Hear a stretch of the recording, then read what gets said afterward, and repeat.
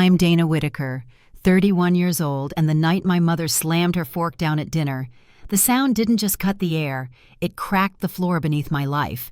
She didn't raise her voice much, but when she did, it always meant the decision had already been made. "You have 48 hours to get your things," she said flatly, not even looking at me. "The house belongs to your sister now." My father didn't argue, didn't flinch, just kept eating as if nothing had happened. And across from me, Rachel, who hadn't lived here in over a decade, didn't blink either. I sat there barely breathing, trying to make sense of how something I had protected, repaired, and cherished had suddenly been handed over like it was nothing more than a used coat. Before I go any further, tell me where you're listening from in the comments, and hit that like button if you've ever felt invisible in your own family. I grew up in this house. Not just inside its walls, but woven into its floorboards and garden beds, its old staircase and wind-chimed porch. It's a modest place on the south side of Burlington, Vermont, just a couple blocks from the high school I once walked to in the snow. I went away for college, but came back when my parents hit hard times thinking I could help. I had a good job in tech by then, working remotely, and when the mortgage payments became too much for them after Dad's layoff, I stepped in. I didn't hesitate. It felt like the natural thing to do. My parents always taught us about kindness and loyalty. Mom used to say, "Do what's right even if nobody claps for it." I believed in that even when my sister moved to California and stopped returning calls. Rachel had a louder life, nicer clothes, shinier job friends I never met, but I didn't resent it. I stayed because someone had to. When the bank threatened foreclosure 5 years ago, it was me who called them. Me who drained my savings to stop the auction. Me who painted the walls, patched the roof, and hauled in new furniture piece by piece. I never asked to own it outright, but in my heart I thought surely they saw what I'd done. Surely they understood. But that dinner proved otherwise. I barely touched my plate that night. I looked at the kitchen tile I'd chosen, the fixtures I'd replaced, the quiet corners I'd kept warm, while the rest of the world spun fast and far. It wasn't just that they were giving it all away, it was who they were giving it to. Rachel, who hadn't stepped foot here since Christmas 3 years ago. Rachel, who never answered when Mom called about the boiler, or the broken steps, or the leaking sink. I didn't argue. There was nothing left to say. I stood up, walked to my room, and closed the door behind me. For hours, I sat on the edge of my bed, the same one I'd slept in since high school, staring at the ceiling, not crying, not calling anyone, just letting the silence settle in around me like dust. By morning, I had a plan, and when my sister stepped through that front door 2 days later, thinking she was walking into a gift-wrapped home, she'd realized she'd inherited more than she bargained for. I woke up the next morning in the same room I'd painted with soft sage walls and trimmed with white crown, molding a color I'd chosen to make the space feel peaceful. Sunlight filtered through the curtains I'd sewn myself, catching on the little dust motes floating in the air. The house was quiet, too quiet. No morning radio humming from the kitchen, no footsteps on the hallway floors, just stillness. The kind that settles in after something's been broken. Downstairs, the kitchen looked exactly as I left it the night before, plates still in the drying rack, a dish towel crumpled by the sink. I stared at the oak cabinets I had refinished myself and remembered how proud Mom had been when I did it. I'd stripped the stains, sanded every surface, and coated it in fresh varnish all by hand. She called it her dream kitchen. That was 5 years ago, when things still felt shared. Back then, my parents had been in real trouble. After Dad lost his job and their retirement savings took a hit, the mortgage payments fell behind. The bank sent notice after notice until the red stamp on the envelope read, "Final." Dad barely spoke in those weeks. He just sat at the table, papers spread in front of him like a puzzle he didn't know how to solve. Mom paced the floor, her voice thin with worry, saying, "We're going to lose everything." I had a steady job by then, working full-time for a tech company out of Boston, but remote. I wasn't wealthy, but I had savings. I offered to help without being asked.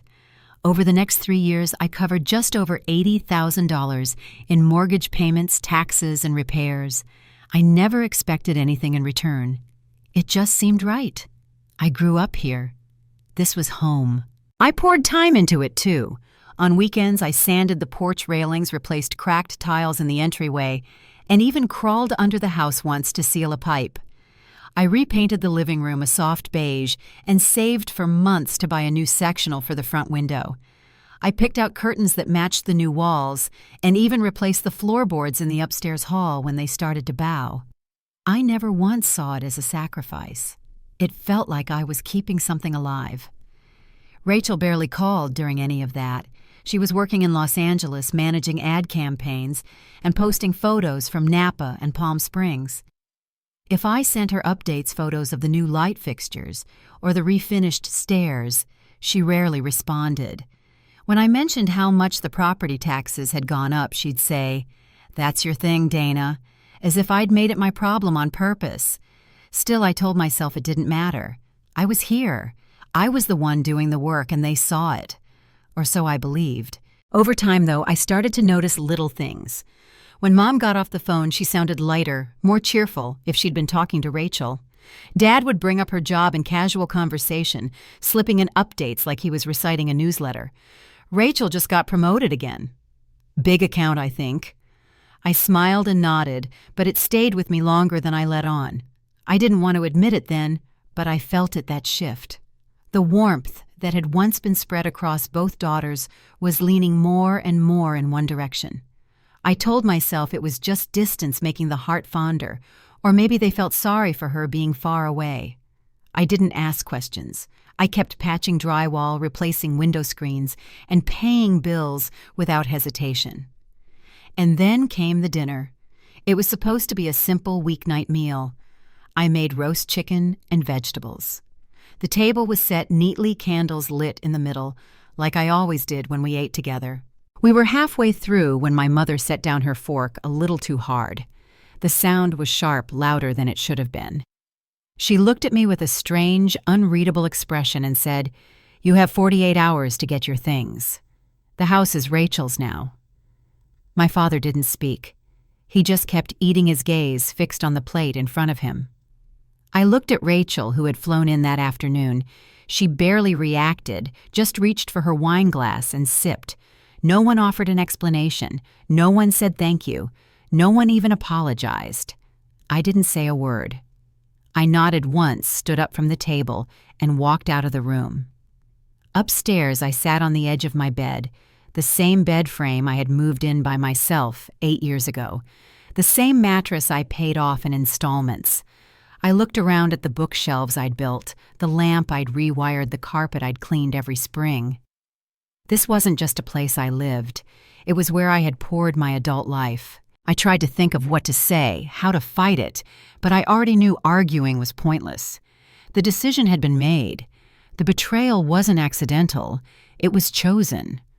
The room was still, but my mind wasn't. I opened my laptop and pulled up a blank document. I didn't know what the plan would be just yet, but I wasn't going to sit quietly and watch everything I'd built be handed over without a word. They thought I'd go quietly. They thought I'd leave without a trace.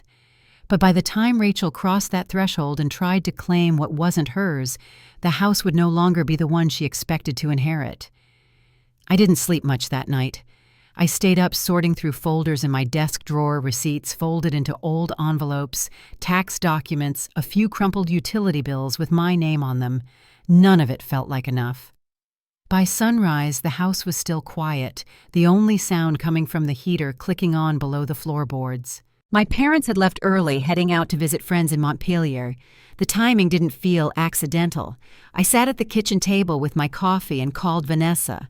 We'd been friends since our sophomore year at the University of Vermont, and now she practiced estate law just a few blocks from the courthouse downtown.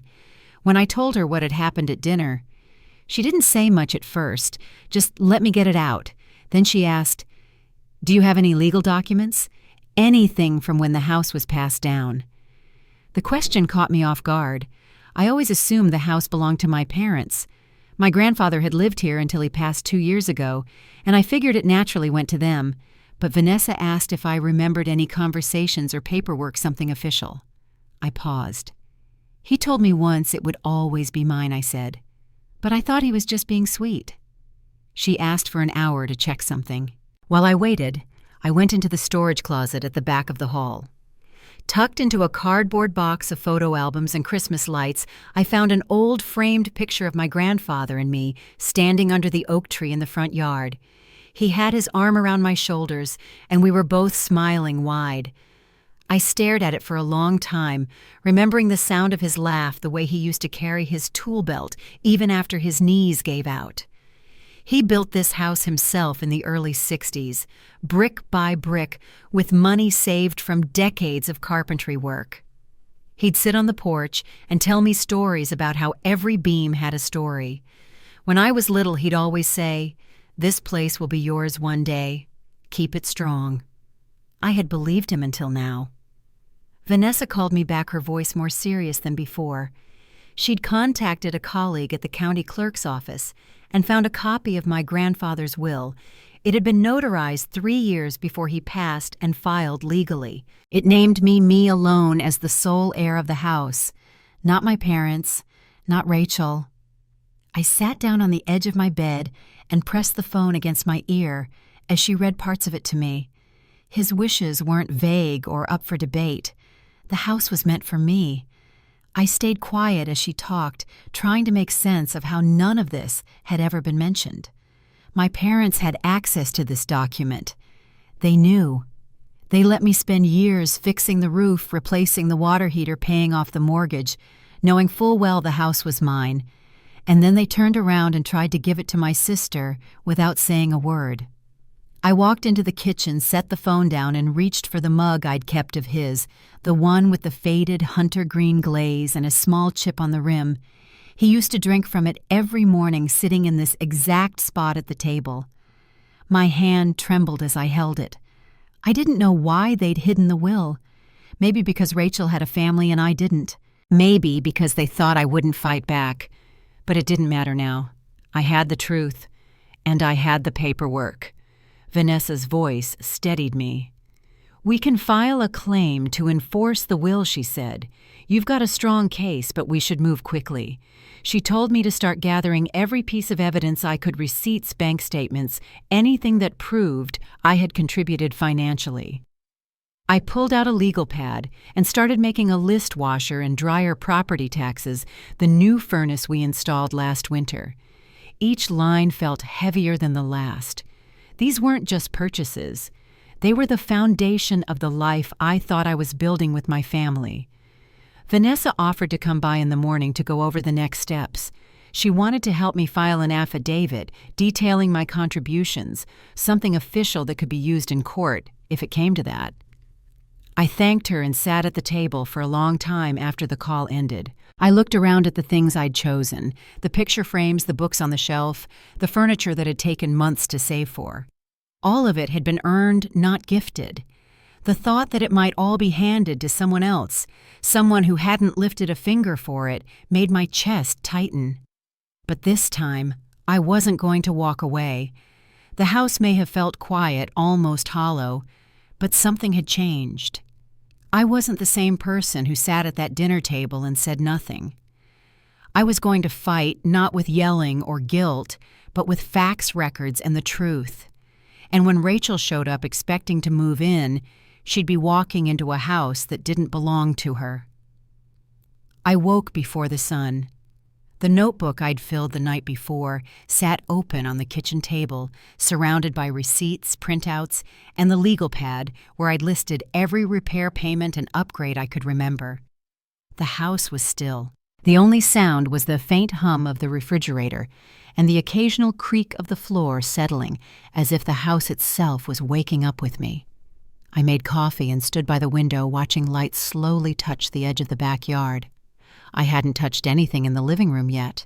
The sectional, the matching throw pillows, the television mounted on the wall, all of it had come from my paycheck. None of it had been gifted. I walked in barefoot and stood in the center of the rug I'd picked out during a clearance sale 2 winters ago. I took my time looking at everything carefully, quietly. By mid-morning, I was ready to speak to Vanessa again. She answered on the first ring, her voice alert already at her office. I gave her the full list. I'd prepared major expenses first, then all the smaller ones. She listened carefully and said we'd need to file an affidavit soon, documenting the timeline and financials. It wasn't a courtroom yet, but we were laying the foundation. She also told me to start organizing my belongings. Anything you paid for directly, make sure you can prove it, she said. And take photos before you move anything just in case. I thanked her and hung up my next steps already forming. I pulled out a roll of painter's tape and a stack of sticky notes. I started with the big items, the television, the washer and dryer in the basement, the microwave in the kitchen. I tagged the dining chairs I'd bought last fall after my mother complained about the wobbly old set. I moved through the house slowly, carefully touching each item as I went. Some felt more personal than others, but I only marked what I knew I'd paid for. I didn't rush. I worked room by room, letting myself remember where each item came from, what month I bought it, why I chose it, and how many weekends I'd worked overtime to afford it. It wasn't about the money. It was the effort behind every piece that stayed with me. Around 10, the doorbell rang. I glanced through this window and saw Mrs. Kramer standing on the front step. She lived across the street, had for nearly 30 years. Every December, she brought over a tin of sugar cookies wrapped in wax paper. I opened the door and smiled, surprised. She tilted her head slightly, looking past me into the house. I saw the sticky notes through the window, she said gently. Just wanted to check in. I didn't tell her everything, just that I was moving some things out. Her expression softened. Well, if you need anything, Dana, you know where I am. This house, it's always been yours in my mind. I nodded, not trusting my voice, and she reached over to squeeze my arm before heading back across the street. Later that afternoon, I called a moving company, Green Hill Hauling, just outside of town. I spoke with a man named Neil, gave him the list, and asked for the soonest slot they had. He hesitated when I asked for same day, but said he could send a crew by 2 o'clock. I thanked him, confirmed the details, and hung up. I took photos of each tagged item just like Vanessa recommended. The living room looked bare in places without its pillows, the coffee table already cleared. I left the kitchen mostly untouched, except for the items I had receipts for some appliances, a few sets of dishes, and the bar stools I'd bought after the remodel. The house felt quieter as the hours passed. I knew my parents wouldn't be home until evening, and Rachel wasn't due in until the next day. That gave me time. I didn't rush it.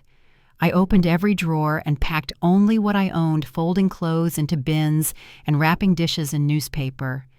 I worked in silence, only pausing to check the clock or sip water from the same glass I'd used since high school. The movers arrived right on time, a small crew, polite and efficient. I walked them through the house and pointed out the tagged items. They worked quickly, wrapping the television and sofa with padded blankets, loading the washer last. It felt strange watching them carry my life out the front door, but there was something steadying about it too. By late afternoon, the house was quieter than it had ever been. My things were gone, packed into storage, and I stood in the center of the living room looking at the bare walls and the scuffed floors that had once been covered by the rug I'd saved 6 months to buy. The air felt still, not empty, just settled. My phone buzzed. Vanessa sent a short message confirming the affidavit was ready for my review and that we'd go over everything the next morning in her office. I sent a quick reply, then turned off the lights and locked the front door behind me. There was nothing left here to argue about. I arrived at Vanessa's office early the next morning. Her building sat above a bakery on Pearl Street, and the smell of fresh cinnamon rolls floated into the hallway as I climbed the stairs. Her door was already open. She waved me in without looking up from her laptop. We sat at her conference table, papers spread between us. The affidavit she'd prepared laid out everything: dates of payment, itemized expenses, notarized proof of my financial contributions to the house. She slid me a pen and waited. I read every word carefully, then signed. Next, we filed the enforcement claim, she said, tapping her keyboard. You're not trying to evict them, just legally reaffirming your rights as the named heir. It forces a response. I nodded. We'd already discussed that yesterday, but hearing it again steadied me. Afterward, I stopped by the storage unit where the movers had left my things. It was a narrow space on the west side of town, tucked behind a fencing supply shop. I unlocked the door and stepped inside. My furniture was stacked neatly, each piece wrapped and labeled. My couch sat at the back, half covered with a gray moving blanket, the corner of a throw pillow poking out.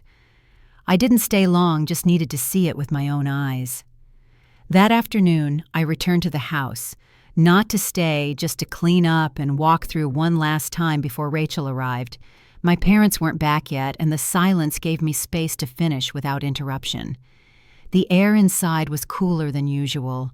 The living room looked bare, the echo of my footsteps louder with each step. I did one last sweep through the rooms, checking closets and drawers, wiping down counters.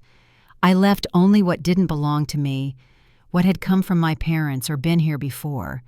I didn't want to be accused of taking anything I hadn't earned. It was around 4 when I heard the knock at the door. I opened it slowly.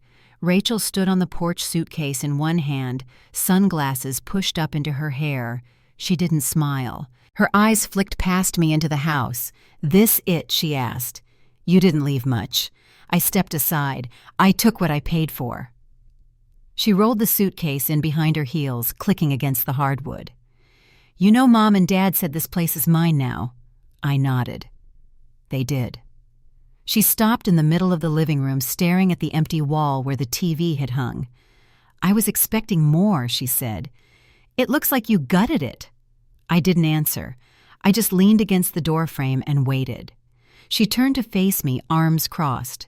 "You think taking the furniture makes a point?" I looked her in the eye.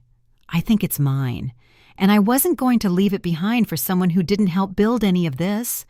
Her mouth opened like she wanted to argue, but she paused. Then her voice sharpened. "This isn't yours anymore, Dana.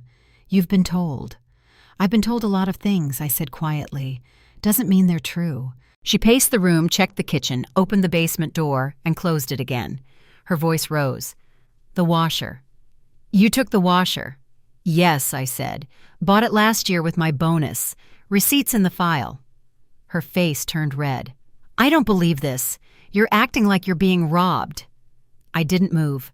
I acted like someone who knows what they've given. She pulled out her phone and walked into the hallway, muttering as she dialed. I didn't follow. I stood in the same spot listening as she left a message, something about the house being empty, about me overstepping. She came back a minute later, staring hard. "They'll be here tonight." I nodded once. Then, "I won't be." She opened her mouth to say something else, but stopped. The room felt colder, now the light outside dimming. She didn't thank me, didn't say goodbye, just dragged her suitcase upstairs. I left quietly. That night I stayed at Vanessa's place. Her spare bedroom was small but comfortable, and I was grateful for the quiet.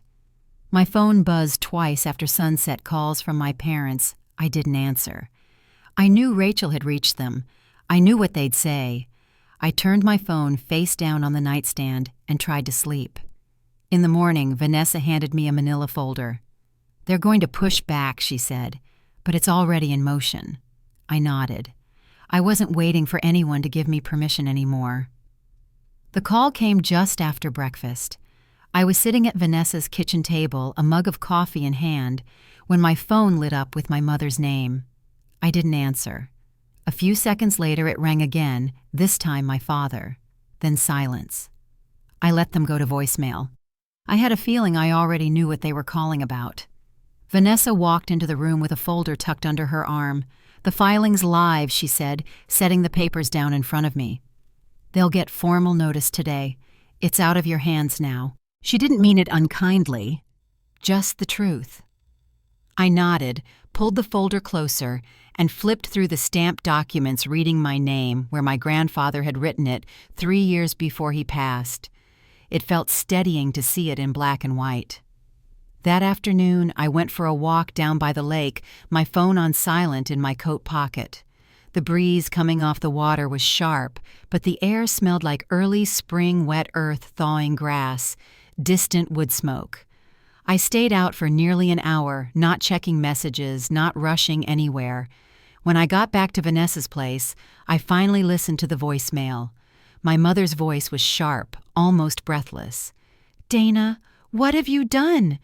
A man showed up at the house. He says he's the new owner. What is going on?" The second message was shorter, my father's voice lower. "Some investor. Said he had the deed in hand. Call us back." I didn't. Inside, Vanessa was already at her laptop. "You ready to tell them?" she asked. I shrugged, not sure what to say. She closed the screen and leaned back. "You don't owe them anything, Dana. But if you want to say your piece, now's the time." So I called. My father picked up on the first ring. "Where are you?" he demanded. "I'm not coming back," I said. "You knew about the will. You chose to ignore it." He paused. I could hear the weight in his breathing, the way the silence stretched before he spoke again. "We were trying to do what was best for everyone." "No," I said. "You were doing what was best for Rachel." He started to speak, but I didn't let him. "You let me pay for everything. You let me believe it wasn't mine, and then you tried to give it away." He didn't argue. He just hung up. An hour later, my mother called. "You're tearing this family apart," she said. "We didn't expect you to do something like this." I didn't raise my voice. "I didn't tear anything apart. I followed the will." She tried again. "We can fix this, Dana. Just come home." I exhaled slowly. "There is no home. Not anymore. You made that clear." When I ended the call, I turned my phone off completely. That night, Vanessa reviewed the closing documents again. The buyer had already wired the funds. The house was no longer in the family name. There was no reversing it. She looked at me across the table and said, "They'll fight it. But they won't win." I nodded and reached for my tea. The house I had poured myself into was gone. Not because I wanted to let go, but because I had no reason to hold on anymore. It didn't take long for the news to spread. Within a week, neighbors on both sides of my parents' street were whispering about the sale. Mrs. Kramer saw the moving van pull up to the house and stopped by with a basket of bread, thinking someone new had moved in.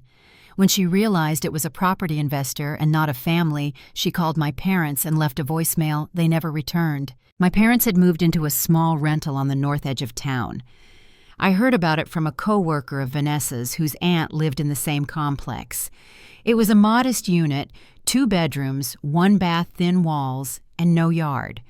The kind of place my parents used to say they'd never settle for, back when things felt more stable. Rachel was back in California. She'd expected to inherit the house outright, and when it was sold, she had to pull from her own savings to buy a place in Sacramento. A mutual friend mentioned she'd been bitter about the whole thing, how it had all unraveled so quickly. I didn't respond when the message came through. There wasn't anything left to say. Vanessa handled the rest of the paperwork. She kept me updated on the investor's plans, mostly just light renovations and a rental listing once spring rolled in. He wasn't looking to flip it. Just hold it, treat it as an asset. I didn't ask many questions. I'd already let it go. The community didn't take sides loudly, but it showed. A few people who used to stop my mother in the grocery store now passed her by without a word. Mr. Lathrop, who lived 4 houses down and had been my grandfather's friend for 30 years, no longer waved when my father drove by. It wasn't cruelty, just quiet clarity. People knew what had happened. The legal fees my parents took on trying to block the sale didn't help them either. Vanessa had made sure every step was documented and followed. The judge sided with us, quickly citing the original will and my affidavit as evidence that couldn't be ignored. My parents had no standing. The sale went through and their objections were dismissed. There was no drama in court, just signatures, silence, and consequences. Back at Vanessa's office, she handed me a final set of documents in a blue folder and said, "You did everything by the book. Don't forget that." I thanked her and tucked the folder into my bag. The ride back to my apartment was quiet. A soft rain had started pattering on the windshield, blurring the outlines of houses and trees. At home, I placed the folder on a shelf in the hall closet behind a few books and a folded blanket. It didn't feel like a trophy, more like a record of what happened one I might never look at again. My phone buzzed later that evening, a number I didn't recognize. I let it ring. Then another, my mother's. I didn't answer. The last voicemail I listened to had come days ago, and I still hadn't replied. She'd said, "You were supposed to be our steady one." "I don't know how you could do this." And I had stood in the kitchen staring at the phone in my hand before finally pressing delete. The kitchen in my new apartment had smaller windows, laminate counters, and a leaky faucet I was still waiting to fix. But when I made dinner that night, just soup and bread, I sat down in a chair I'd chosen at a table I'd paid for, in a space that didn't carry anyone else's expectations. It wasn't the house I grew up in, but it was mine. Spring came early that year. By April, the sidewalks were clear of ice, and the lilac bushes outside my new apartment started to bud. I walked to work most mornings passing the same corner cafe and the row of brick townhouses with window boxes just starting to bloom. Life didn't change all at once, but it changed enough. My new job was with a smaller firm downtown. Nothing flashy, but the team was kind and the work steady. I liked the rhythm of it. There was a quiet relief in being around people who saw my ideas for what they were not, for what they represented to someone else. I kept to myself mostly. Came home in the evenings, made dinner, read a little, and filled the rooms with pieces I chose on my own timeline. The couch, the lamp, a shelf of paperbacks I'd meant to reread for years. I hadn't spoken to my parents or Rachel since the final sale. I didn't block their numbers. I just didn't reach out. Vanessa checked in from time to time, sent updates on the legal side, asked how I was settling in. She always ended her notes with the same line, "You did what most people wouldn't have the strength to do." I never replied to that part, but I carried it with me. Every so often, someone from the old neighborhood would pass me on Church Street or at the co-op grocery. They'd mention my grandfather or say they'd driven past the old house. No one asked for details. Just quiet acknowledgments, small nods to the story behind the silence.